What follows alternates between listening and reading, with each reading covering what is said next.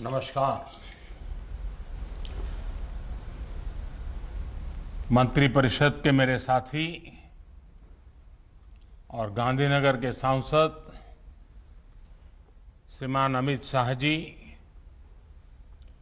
Rail मंत्री अश्विनी वैष्णव जी, गुजरात के मुख्यमंत्री रूपाणी जी, उप मुख्यमंत्री नितिन भाई, केंद्रीय रेल राज्य मंत्री श्रीमती दर्शनाबेन जरदोश, गुजरात सरकार के अन्य मंत्रीगण,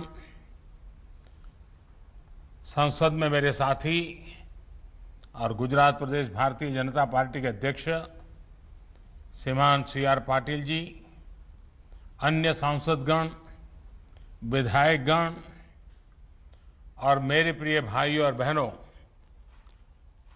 आप सबने नमस्कार। બધા મજામાં?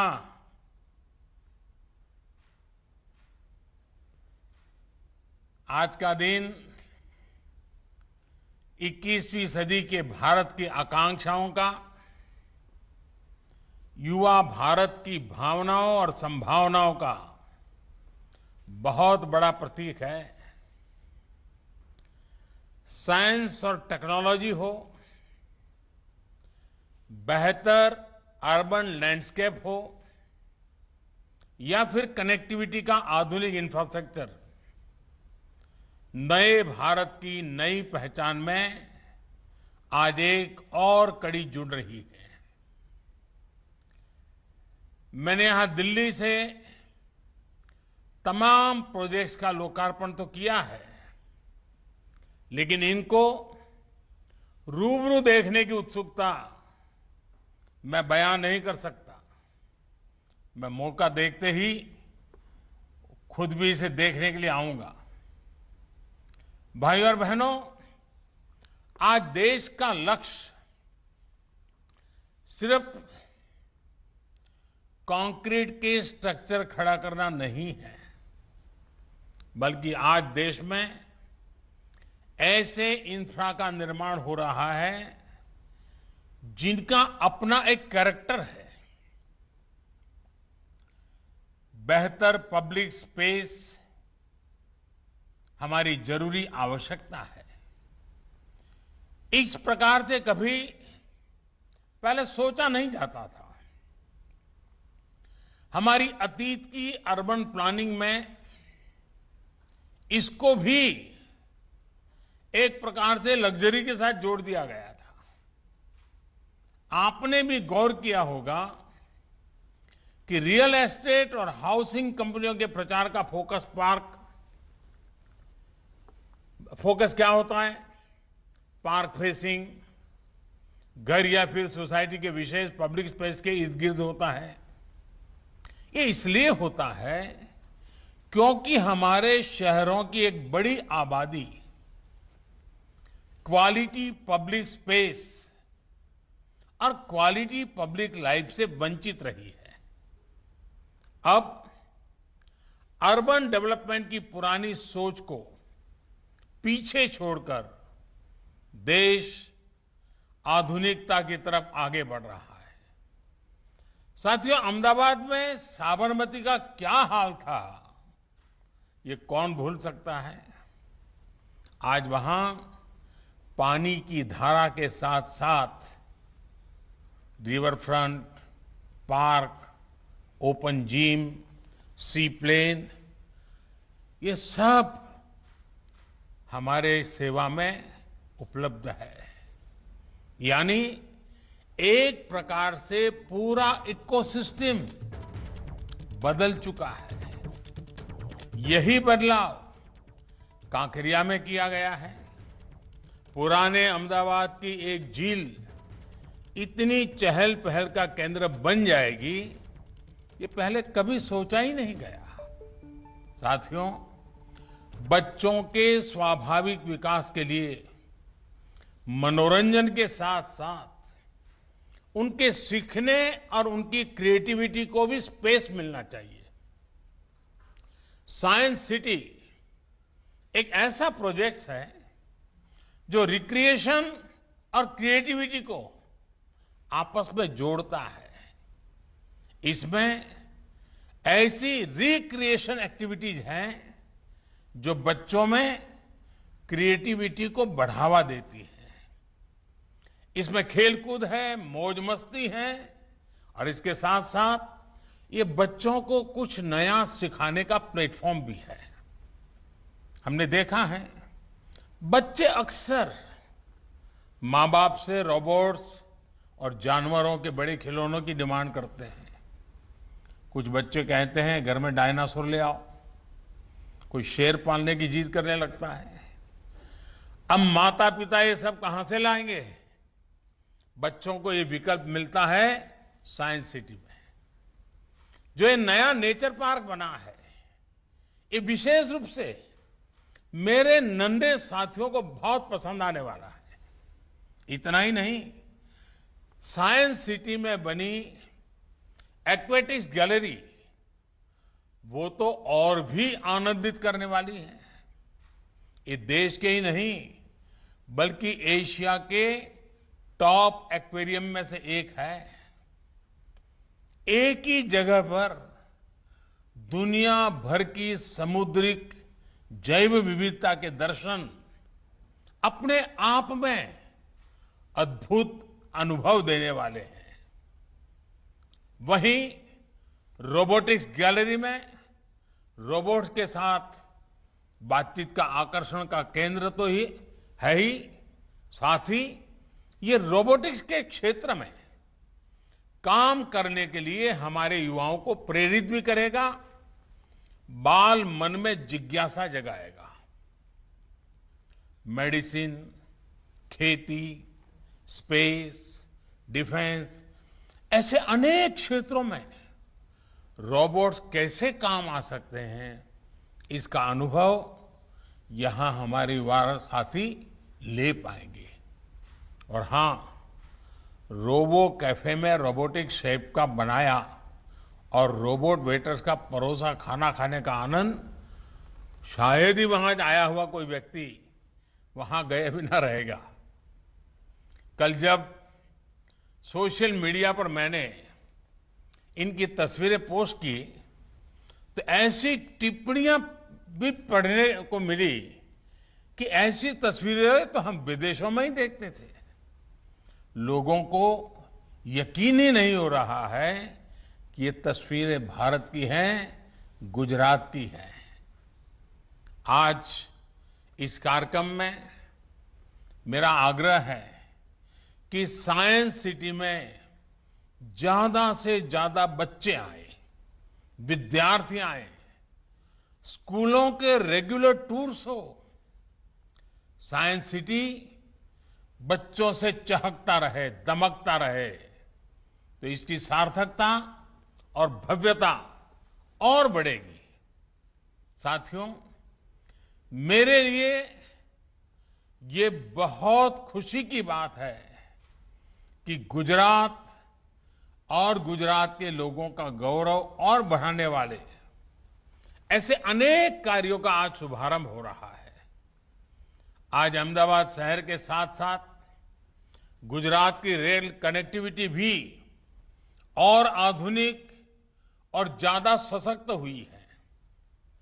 गांधीनगर और वडनगर स्टेशन का नवीनीकरण हो, महसाणा बरेठा लाइन का चौड़ीकरण और बिजलीकरण हो, सुरेंद्रनगर पीपावाव सेक्शन का बिजलीकरण हो, गांधीनगर कैपिटल बरेठा मेमू जैसा ऐसी सेवा की शुरुआत हो, या फिर Gandhinagar capital Varanasi superfast express का शुभारंभ हो, इन सभी सुविधाओं के लिए गुजरात वासियों को बहुत बहुत बधाई।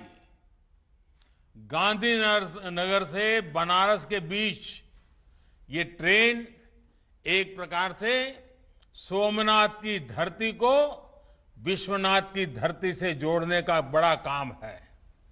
भाइयों और बहनों, 21वीं सदी के भारत की जरूरत 20वीं सदी के तौर तरीकों से पूरी नहीं हो सकती और इसलिए रेलवे में नए सिरे से रिफॉर्म की जरूरत थी।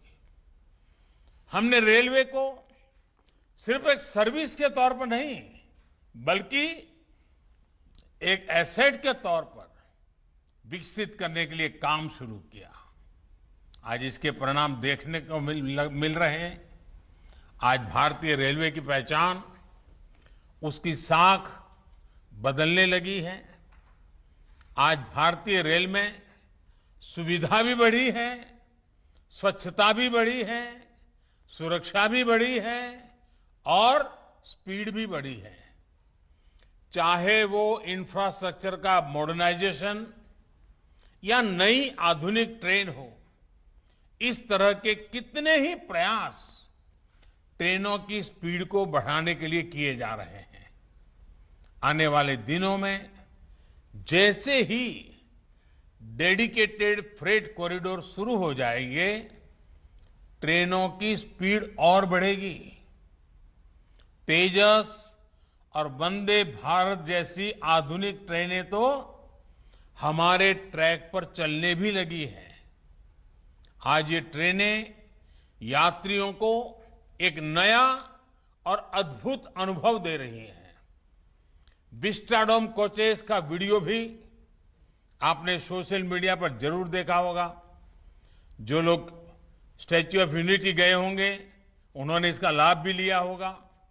ये coaches ease and feel of journey को एक नए आयाम पर पहुंचाते हैं।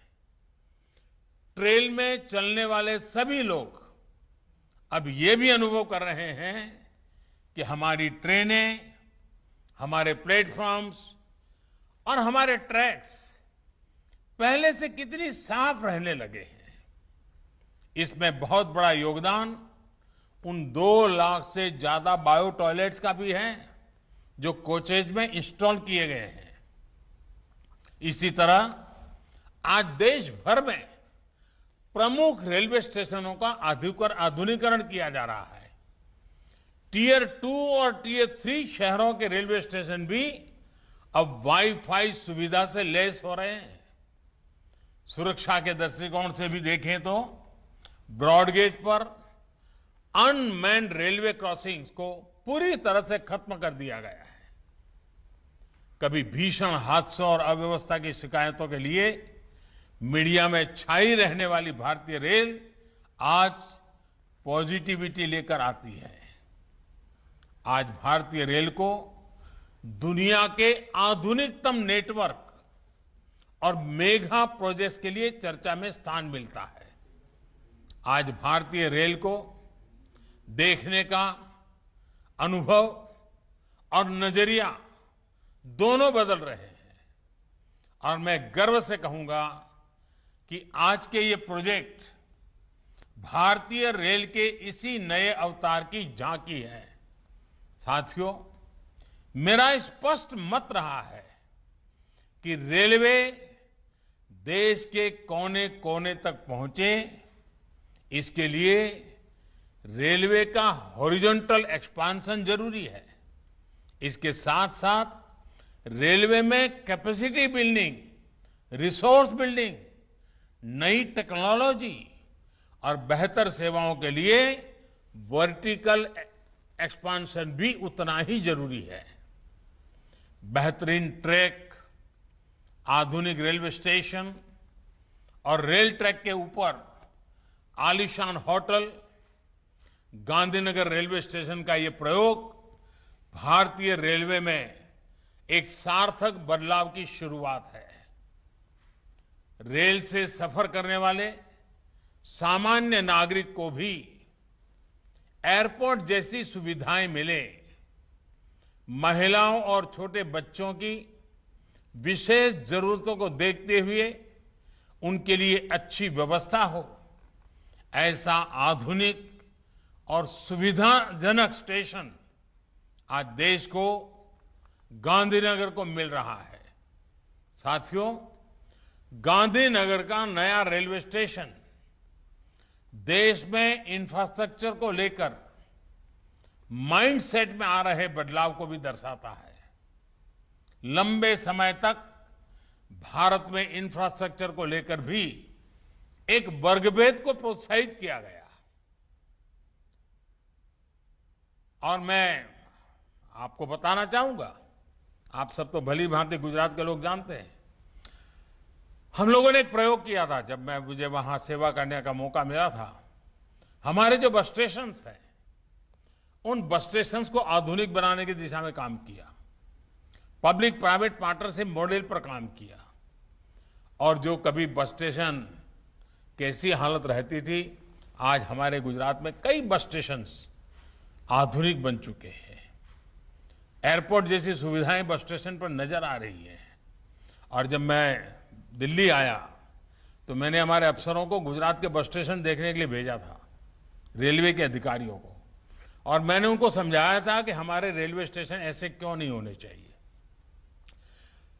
लैंड यूज का ऑप्टिमम यूटिलाइजेशन हो, रेलवे स्टेशन पर बहुत बड़ी इकोनॉमिक एक्टिविटी हो, और रेलवे अपने आप में सिर्फ ट्रेन का आवागमन नहीं, एक प्रकार से इकोनॉमी का ऊर्जा सेंटर बन सकता है।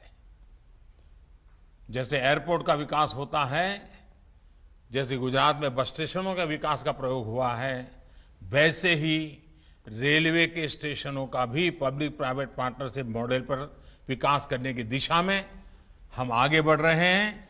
आज गांधीनगर उसकी एक शुरुआत है। जन सुविधाओं में ऐसा वर्गीकरण, ये जो ये इसके लिए और ये अमीरों के ये सब हो रहा है, सब बेकार बातें हैं जी। समाज के हर वर्ग को व्यवस्थाएं मिलनी चाहिए। साथियों, गांधीनगर का आधुनिक रेलवे स्टेशन इस बात का भी बहुत बड़ा प्रमाण है कि रेलवे के संसाधनों का सदुपयोग करते हुए इसको आर्थिक गतिविधियों का सेंटर भी बनाया जा सकता है।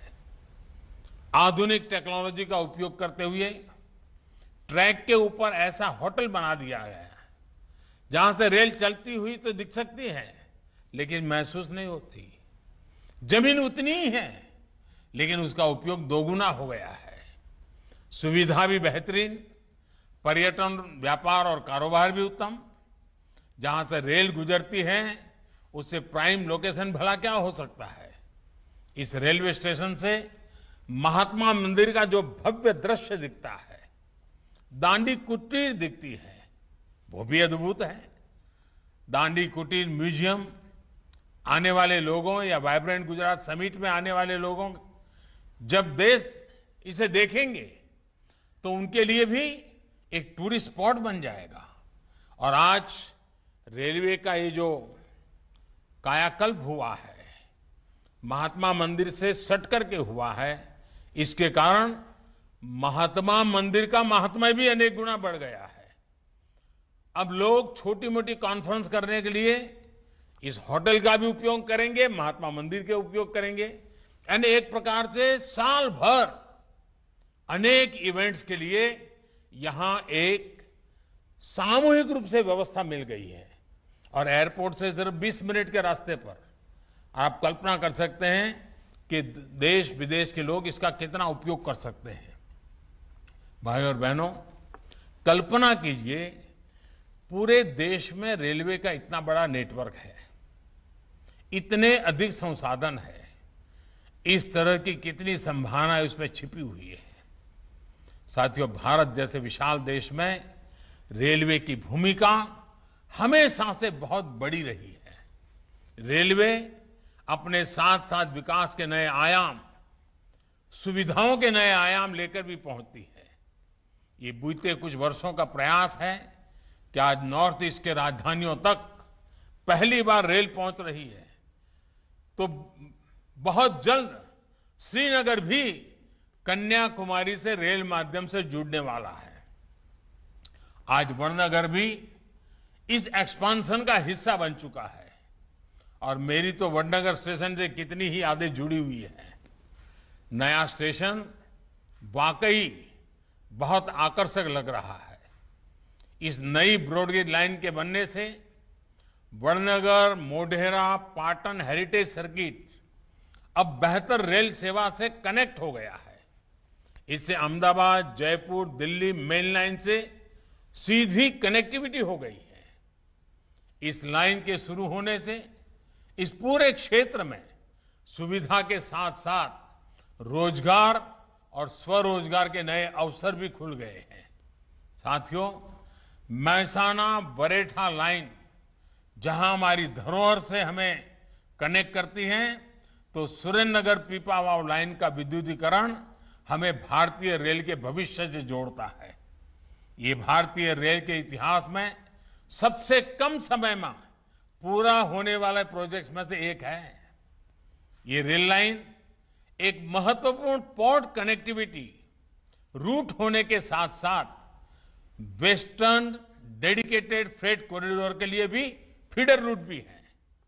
ये रेल मार्ग पीपावाव बंदरगाह से देश के उत्तरी भागों के लिए डबल स्टैंक कंटेनरों वाली मालगाड़ी की निर्बाध आवाजाही सुनिश्चित करने वाला है। साथियों, देश में यात्रा हो या फिर गुड्स ट्रांसपोर्ट, कम समय, कम खर्च और बेहतर सुविधा आज 21वीं सदी के भारत की प्राथमिकता है। इसलिए आज देश मल्टी मॉडल कनेक्टिविटी की तरफ कदम बढ़ा रहा है। इसके लिए एक विस्तृत रोड मैप पर काम चल रहा है। मुझे विश्वास है ट्रांसपोर्ट के अलग अलग मोड को जोड़कर लास्ट माइल कनेक्टिविटी आत्मनिर्भर भारत के अभियान को और गति देगी। साथियों, नए भारत के विकास की गाड़ी 2 पटरियों पर एक साल चलने हुए ही आगे बढ़ेगी। एक पटरी आधुनिकता की, दूसरी पटरी गरीब किसान और मध्यम वर्ग के कल्याण की। इसलिए आज भारत में एक तरफ नेक्स्ट जनरेशन इंफ्रास्ट्रक्चर के निर्माण पर इतना काम हो रहा है, वहीं दूसरी तरफ इनका लाभ गरीब को, किसान को, मध्यम वर्ग को मिले, ये भी सुनिश्चित किया जा रहा है। भाई और बहनों, गुजरात और देश के विकास के इन कार्यों के बीच हमें कोरोना जैसी महामारी का भी ध्यान रखना है। बीते 1.5 साल में 100 वर्ष की सबसे बड़ी महामारी ने हम सभी के जीवन को बहुत प्रभावित किया है। कोरोना संक्रमण ने अनेक साथियों को असमय हमसे छीना है, लेकिन एक राष्ट्र के रूप में हम पूरे सामर्थ्य से इसका मुकाबला कर रहे हैं। गुजरात ने भी बहुत परिश्रम के साथ संक्रमण की गति को बढ़ने से रोका है। अब हमें अपने आचरण से और टेस्टिंग, ट्रैकिंग और ट्रीटमेंट और टीका के मंत्र से कोरोना संक्रमण की दर को नीचे ही रखना है। इसलिए बहुत सावधान और सतर्क रहने की जरूरत है। इसके साथ ही हमें वैक्सीनेशन की प्रक्रिया को निरंतर तेज करना आवश्यक है। मुझे खुशी है कि गुजरात 3 करोड़ टीकों के पड़ाव पर पहुंचने वाला है। केंद्र सरकार ने टीकों की उपलब्धता से जुड़ी जो जानकारी पहले ही साझा करनी शुरू की है, उससे गुजरात को वैक्सीनेशन सेंटर स्तर की रणनीति बनाने में मदद मिली है। सभी के प्रयासों से टीकाकरण से जुड़े अपने लक्ष्य को हम तेजी से हासिल कर पाएंगे। इसी विश्वास के साथ एक बार फिर से नई परियोजनाओं के लिए आप सबको बहुत बहुत बधाई, धन्यवाद।